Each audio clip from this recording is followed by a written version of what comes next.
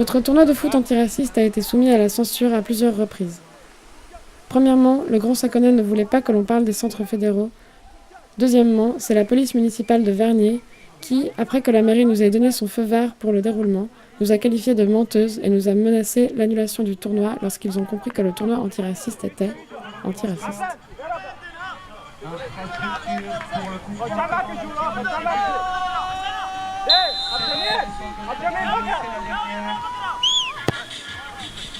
Donc voilà les 10 premières minutes de cette première mi-temps avec ces 4 semi-finales.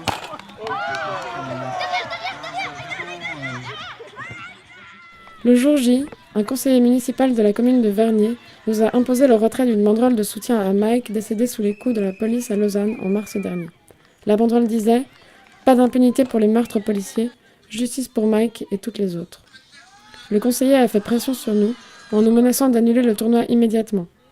Quelques heures plus tard, ce sont les policiers municipaux qui ont pris le relais. Nous avions cru ne pas avoir à subir leur présence puisque le tournoi n'avait plus lieu au Grand Saconnet. Ils ont pris des banderoles en photo et ont essayé de nous faire enlever celle sur laquelle était inscrit « Pas de centres fédéraux au Grand Saconnet ni ailleurs », en dépit de l'accord que nous avions passé avec la mairie.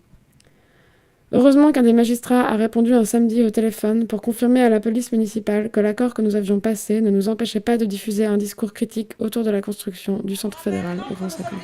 Pour le tournoi antiraciste, dont la thématique cette année est donc les centres fédéraux, ces centres d'enfermement et de renvoi qui représentent et illustrent la politique d'asile en Suisse. Malgré la franche réussite du tournoi, nous sommes scandalisés par ces procédés. C'est à nous qu'on a menti, c'est nous qui avons été intimidés par ces pratiques politico-policières abjectes.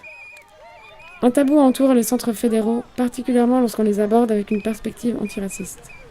On a la douce impression de se faire mener un bateau, de se faire censurer avec de vieux relents de paternalisme.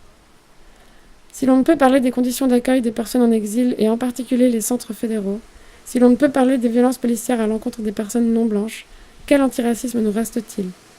Celui de Maudet et de la FIFA? Celui qui fait fi des rapports de domination systémique? Cet antiracisme moral qui brasse de l'air et donne bonne conscience? L'antiracisme politique se doit de se saisir des thématiques des violences systémiques à l'égard des personnes non blanches et des conditions d'accueil des personnes en exil. C'est ce que le tournoi antiraciste fait et continuera de faire. Les centres fédéraux de départ sont destinés à des personnes non blanches issues des pays non occidentaux. Comment ne pas analyser cela à travers le prisme de l'antiracisme? La situation actuelle en Suisse romande et plus particulièrement à Lausanne est catastrophique.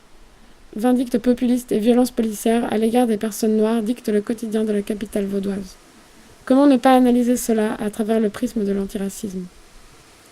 Les autorités ont multiplié les pratiques antidémocratiques à l'encontre de l'organisation du tournoi de façon scandaleuse. Se définir comme inattaquable est symptomatique d'une société gravement malade. Cela nous attriste mais renforce notre détermination. La susceptibilité des autorités autour de ces questions nous rassure quant à leur pertinence. Il n'y a que la vérité qui blesse, seule la lutte paie.